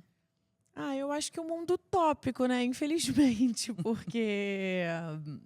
Bom, pelo menos não vai dar tempo de mudar até ela crescer. E como já está crescendo, gostaria que ela crescesse num mundo onde ela pudesse, andar da forma que ela quisesse, sabe? Se fosse de calça e manga comprida, ok. Mas se ela quisesse andar com o peito de fora ou sem sutiã, sabe? Com o mamilo marcando, eu queria que ela tivesse essa liberdade. Eu queria que ela pudesse crescer num mundo onde ela não tivesse essa pressão dessa perfeição que, cara, minha irmã sofre muito com essa perfeição. Eu acho que isso tem muito a ver com as redes sociais, né? Porque ela, diferente de mim, já cresceu com isso. Eu ainda fui me adaptando e entrando um pouco mais conforme eu fui crescendo. Ela já cresceu com as redes ali. Então, eu queria que ela vivesse num mundo onde ela pudesse e o mundo pegasse um pouco mais leve com ela, sabe? Porque todo mundo vai ter uma mancha, uma espinha, uma dobra, uma verruga, enfim, ninguém é perfeito e não existe o corpo perfeito, a pele perfeita, o cabelo perfeito, porque são belezas. Onde ela pudesse pegar um pouco mais leve e ser mais leve, onde ela não precisasse se colocar nesse lugar da prateleira de ser escolhida, onde ela pudesse escolher. Que as pessoas fossem mais gentis, menos violentas, mais amorosas. Um mundo mais igual, assim, para mulheres, em raças, em gênero, em tudo. Um mundo utópico. E você, Maíra, que tem uma filhota que as duas fazem aniversário no mesmo dia, as duas librianas, só que ela tem 11. Não, tem 4. A Ana tem 4. E a Ladê que tem 16. É isso que eu confundi tudo. Que a diferença de idade que é igual. A gente tava falando sobre isso, a diferença de idade é igual e as duas fazem no mesmo dia. Júlia falou super bem.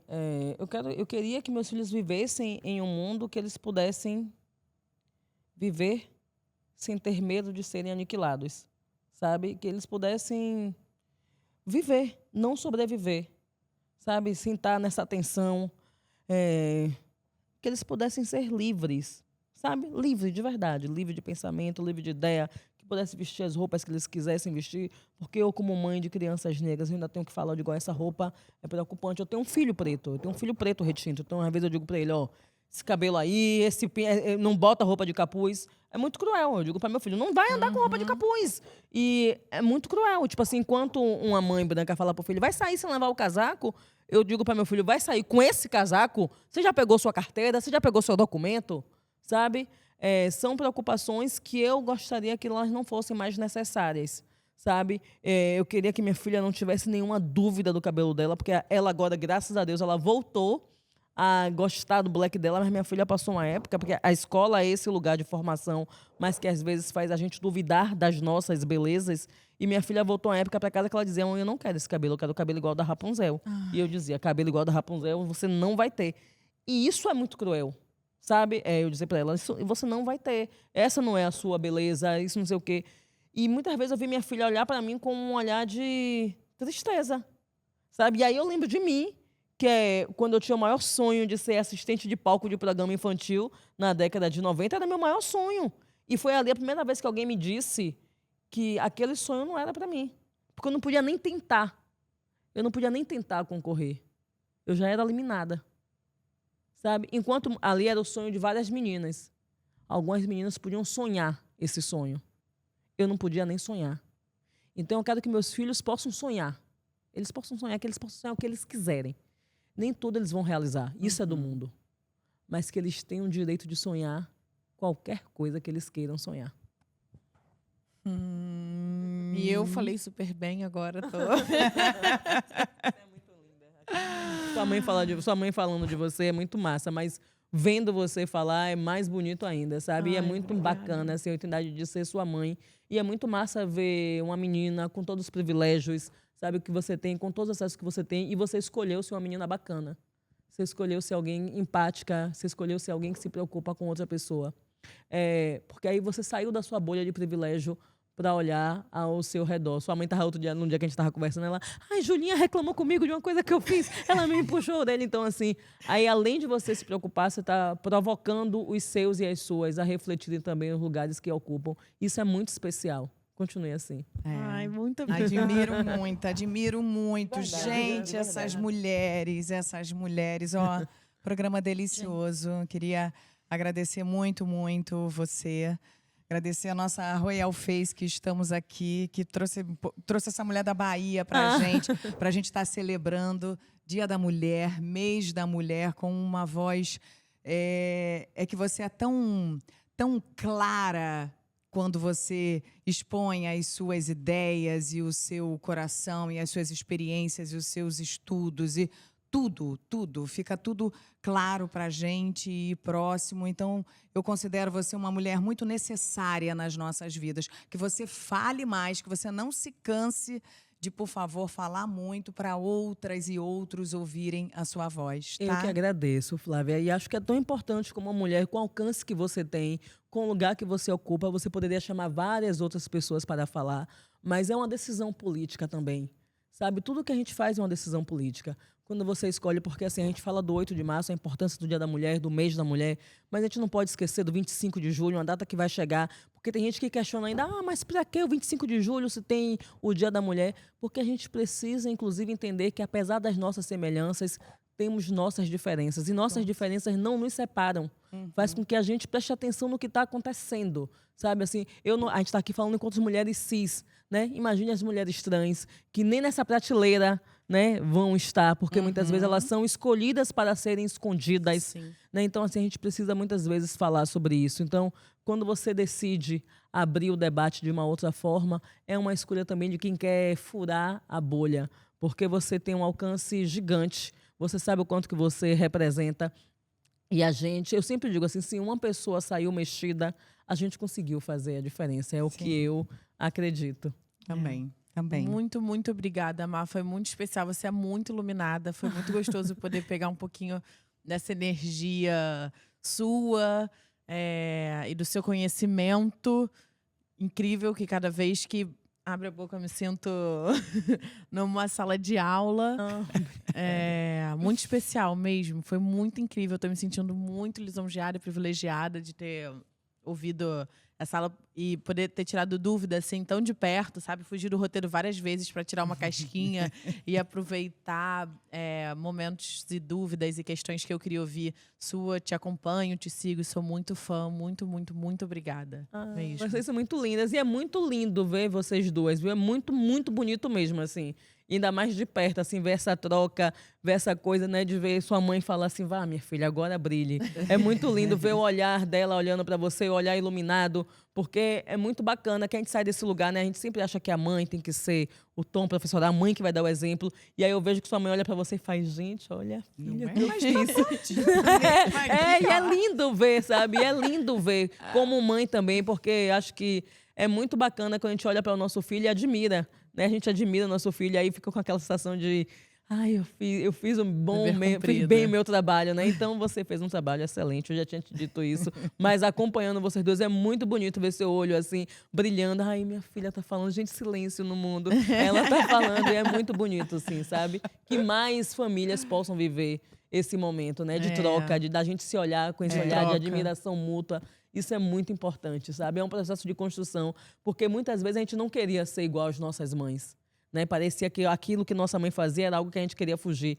E nossos filhos também eram tão distantes da gente, quando a gente pode, inclusive, construir essa relação de olhar para nossa mãe, admirar, e olhar para nossa filha também, admirar. É algo que a gente precisa celebrar e levar adiante. Uma troca muito boa. E que a gente celebre as mulheres também desse nosso mundão, que a gente olhe umas para as outras com admiração, com apoio, com empatia, por esse mês tão especial que representa pra gente. Então a gente espera que vocês tenham gostado desse nosso Pé no Sofá Pod. Não esqueçam de seguir a gente. É isso, ser mulher é difícil, mas quando a gente se une e a gente se fortalece, eu acho que fica um pouquinho mais fácil, ou menos doído. Então sigam nas nossas redes, Pé no Sofá Pod, nosso grupo no Telegram, que tem conteúdo exclusivo e a gente tá sempre colocando lá para vocês participarem. Isso, vamos deixar disponível o link para comprar o livro, né? Para quem quiser. Exatamente, que muito onde tá disponível para comprar. Você já plantou árvore na vida também? Já fez tudo, então tá bom, gente. Exato. Muito, e o novo programa que você fez da família que tá disponível na Prime. Na Prime é um monte de coisinha. Toda a família tem uma série muito bacana, assim, que é uma série de uma família preta, sabe? Que tá ali naquele processo de afeto. É muito legal, porque sai daquilo que todo mundo espera, né? Mas tem aí muitas sensacional. coisas. Vamos deixar tudo então no finalzinho para vocês poderem seguir e acompanhar, gente.